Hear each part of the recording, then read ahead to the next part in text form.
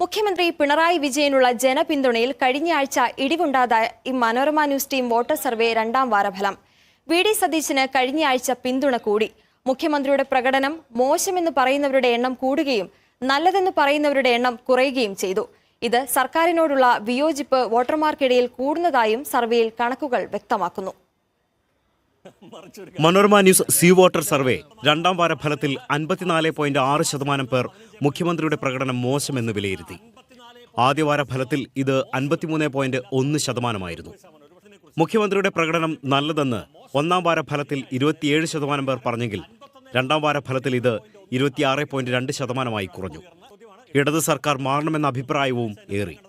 ആദ്യവാര ഫലത്തിൽ 53.7% പേർ സർക്കാർ മാറണമെന്ന് പറഞ്ഞപ്പോൾ രണ്ടാം വാര സർവേയിൽ ഇത് 58% ഉയർന്നു. മുഖ്യമന്ത്രി സ്ഥാനാർത്ഥിയായി വി.ഡി. സതീശന് പിന്തുണ ഏറുകയാണ്.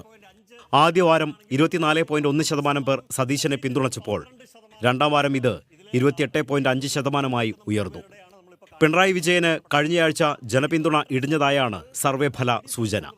ആദ്യവാരം 22.4% പേർ പിണറായിയെ പിന്തുണച്ചപ്പോൾ രണ്ടാം വാരമായപ്പോൾ അത് 19% കുറഞ്ഞു. നിയമസഭാ തെരഞ്ഞെടുപ്പിൽ എംപിമാർ മത്സരിക്കുന്നത് ശരിയല്ലെന്ന് 52.8% വോട്ടർമാർ പറയുന്നു.